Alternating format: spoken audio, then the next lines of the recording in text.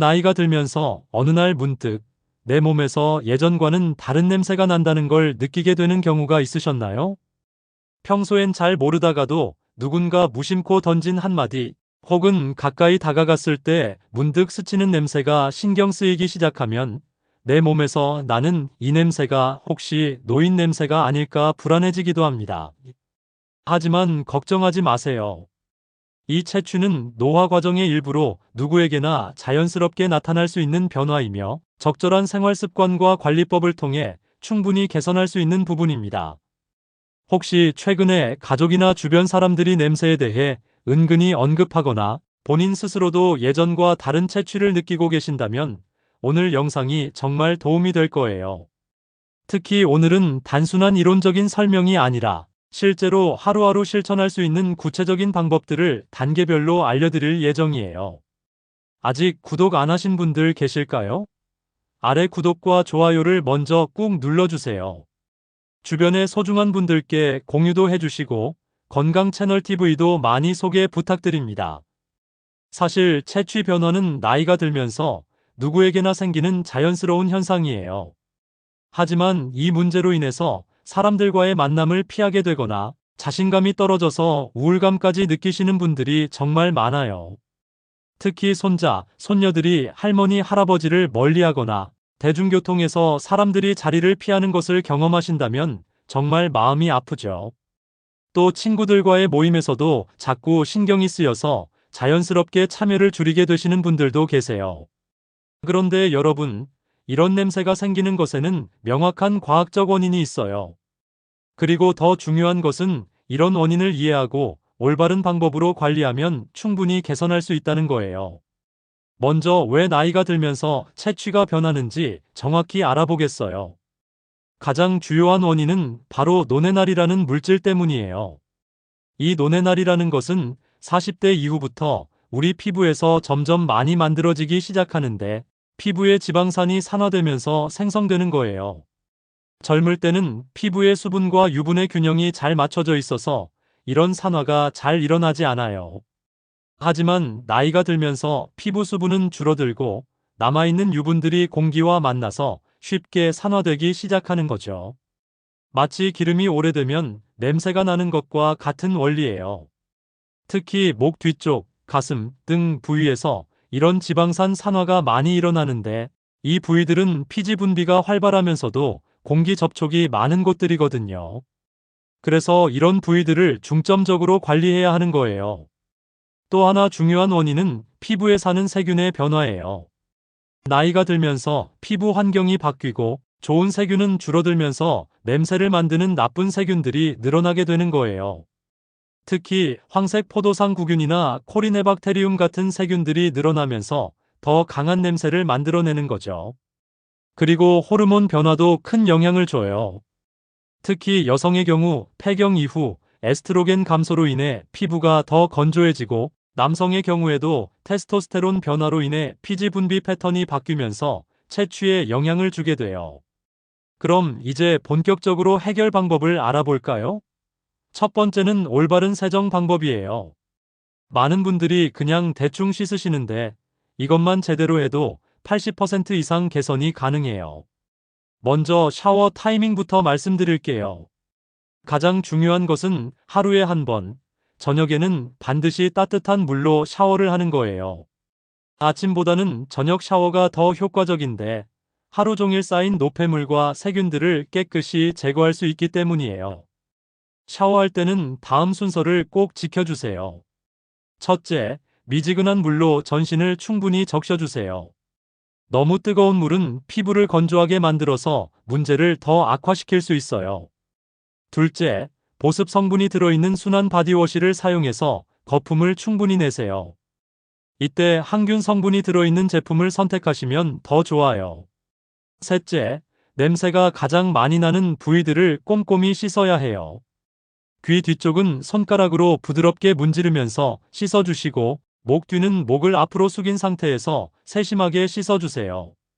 겨드랑이는 팔을 충분히 들어올린 상태에서 구석구석까지, 가슴 아래쪽과 등 가운데 부분도 놓치지 마세요. 특히 발가락 사이사이와 무릎 뒤쪽, 사타구니 부분도 중요해요. 이런 부위들은 공기가 잘 통하지 않아서 세균이 번식하기 쉬운 곳들이거든요. 부드러운 수건이나 실리콘 브러쉬를 사용하면 더 효과적으로 세정할 수 있어요. 샤워 시간은 5분에서 10분 정도가 적당해요. 너무 오래 하면 피부가 건조해질 수 있거든요. 마지막에는 찬물로 가볍게 헹구어 주시면 모공이 수축되면서 세균 침입을 막는 데 도움이 돼요. 그리고 샤워 후가 정말 중요해요. 물기를 완전히 닦기 전에, 즉 피부가 약간 촉촉한 상태에서 3분 이내에 보습제를 발라주세요. 전신에 고루 발라주시되 특히 팔꿈치, 무릎, 발 뒤꿈치 같이 거칠어지기 쉬운 부위는 더 신경 써서 발라주세요. 두 번째는 식단 관리예요. 우리가 먹는 음식이 채취에 직접적인 영향을 준다는 사실 알고 계셨나요? 가장 중요한 것은 항산화 식품을 많이 드시는 거예요. 아침에는 블루베리나 딸기를 넣은 요거트, 점심에는 토마토와 브로콜리가 들어간 샐러드, 저녁에는 시금치나 케일 같은 녹색 채소를 드세요. 이런 음식들은 우리 몸의 산화를 막아주어서 노뇌날 생성을 줄여줘요. 특히 비타민C가 풍부한 음식들이 좋아요. 오렌지, 키위, 파프리카, 레몬 같은 것들 말이에요. 하루에 비타민C를 충분히 섭취하면 체내 콜라겐 생성도 도와주고 피부 건강에도 좋아요. 비타민 E도 중요해요. 견과류, 아보카도, 올리브오일 같은 음식들을 꾸준히 드시면 피부의 항산화 능력이 향상돼요. 특히 아몬드나 호두를 하루에 한 줌씩 드시는 것을 추천해요. 그리고 물을 충분히 드세요. 하루에 최소 1.5리터, 가능하면 2리터 정도 드시는 게 좋아요. 아침에 일어나자마자 미지근한 물 한 잔, 식사 30분 전에 한 잔씩 드시면 소화에도 도움이 되고 몸속 노폐물도 잘 배출돼요. 단순한 물이 지루하시다면 레몬을 넣은 레몬워터나 오일을 넣은 디톡스 워터를 만들어 드세요. 녹차나 하얀 차도 좋은 선택이에요. 카페인이 부담스러우시면 루이보스차나 캐모마일차 같은 허브차를 드시는 것도 좋아요. 반대로 피해야 할 음식들도 있어요. 마늘, 양파, 카레 같은 향이 강한 음식들은 채취를 더 강하게 만들 수 있어요. 이런 음식들을 드셨다면 충분히 물을 마시고 파슬리나 민트 같은 허브를 함께 드시면 도움이 돼요. 또 고지방 음식이나 튀긴 음식들도 줄이시는 게 좋아요. 이런 음식들은 체내에서 산화를 촉진시켜서 냄새를 더 심하게 만들 수 있거든요. 술과 담배는 체내 독소를 증가시켜서 냄새를 더 심하게 만들 수 있으니 가능하면 줄이시거나 끊으시는 게 좋아요. 대신 발효식품들을 늘려보세요. 김치, 된장, 요거트 같은 음식들은 장 건강을 좋게 만들어서 체내 독소 배출에 도움을 줘요. 건강한 장내 환경은 채취 개선에도 큰 도움이 된답니다.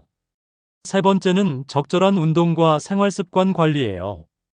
운동이 채취와 무슨 상관이 있을까 싶으시겠지만 사실 아주 밀접한 관련이 있어요. 규칙적인 운동을 하면 혈액순환이 좋아져서 몸속 노폐물이 잘 배출돼요. 특히 가볍게 땀이 날 정도의 운동을 주 3, 4회 정도 하시면 좋아요. 걷기부터 시작해서 점차 강도를 높여보세요. 하루 30분씩 빠르게 걷기만 해도 큰 효과를 볼 수 있어요. 수영도 정말 좋은 운동이에요. 전신 운동이면서도 관절에 무리가 가지 않고 물의 압력으로 인해 혈액순환이 더욱 활발해져요. 수영을 할 수 없다면 물속에서 걷기만 해도 충분해요. 요가나 스트레칭도 추천해요. 특히 목과 어깨 스트레칭은 목 뒤쪽 혈액순환을 좋게 만들어서 그 부위의 냄새 발생을 줄여줄 수 있어요.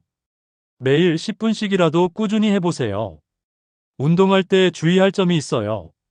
운동 후에는 반드시 빨리 샤워를 해서 땀과 노폐물을 깨끗이 씻어내야 해요. 땀을 그대로 두고 마르게 하면 오히려 냄새가 더 심해질 수 있거든요. 운동복도 매번 깨끗한 것으로 갈아입으세요. 수면도 정말 중요해요. 잠을 잘 자야 우리 몸의 호르몬 균형이 맞춰지고 피부 재생도 잘 일어나요. 하루 7, 8시간 정도의 충분한 수면을 취하도록 노력해보세요. 잠자리에 들기 전에는 스마트폰이나 TV를 보지 마시고 조용한 음악을 듣거나 가벼운 독서를 하시면 더 좋은 잠을 잘 수 있어요. 스트레스 관리도 중요해요.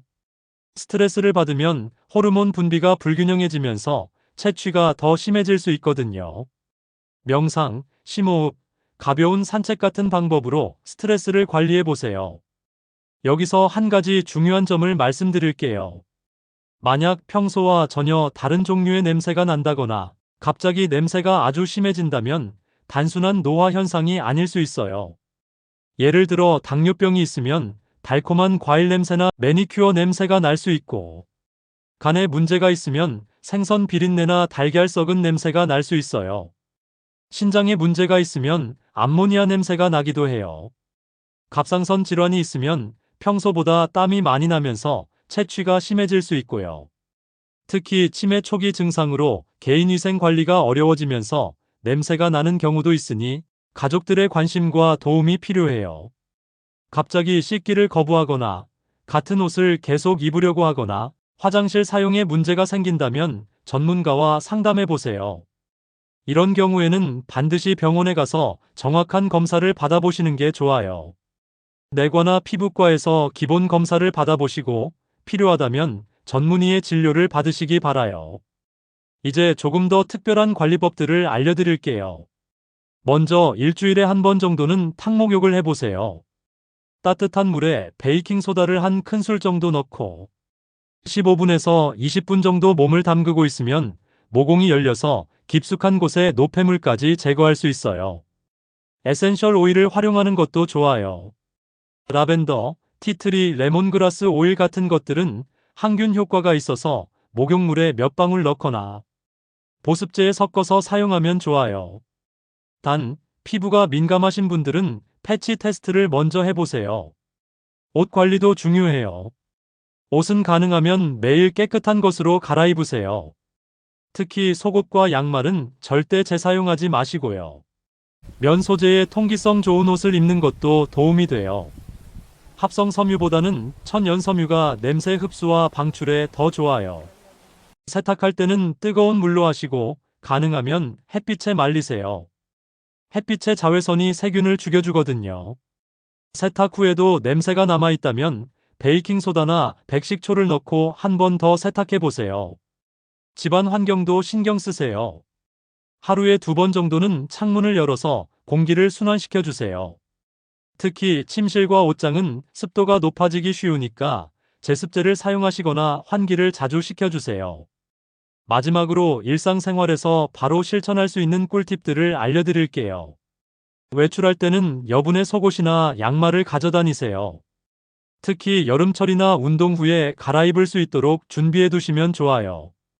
작은 타올이나 물티슈도 가지고 다니시면 필요할 때 간단히 닦아낼 수 있어요. 식사 후에는 가글을 하거나 양치를 하세요. 입냄새도 전체 채취에 영향을 주거든요. 특히 마늘이나 양파가 들어간 음식을 드신 후에는 더욱 신경 써주세요.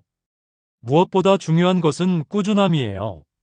채취 관리는 하루아침에 이루어지는 게 아니에요. 매일매일 꾸준히 관리해야 효과를 볼 수 있어요. 하지만 오늘 알려드린 방법들을 2, 3주만 실천하셔도 분명히 변화를 느끼실 수 있을 거예요. 가족들과 함께 이런 관리법을 공유하고 서로 격려하면서 함께 실천해 보세요. 혼자 하는 것보다 함께 할 때 더 큰 동기부여가 되고 지속하기도 쉬워요. 여러분, 채취는 나이 때문에 어쩔 수 없는 것이 아니에요. 올바른 방법으로 관리하면 충분히 개선할 수 있어요. 자신감을 되찾고 사람들과의 만남을 더 즐겁게 만들어 보세요. 오늘 영상이 도움이 되셨다면 좋아요와 구독 부탁드리고 다음 영상에서는 노년기 피부 관리에 대한 더 자세한 정보로 찾아뵐게요. 건강하고 활기찬 하루 보내세요.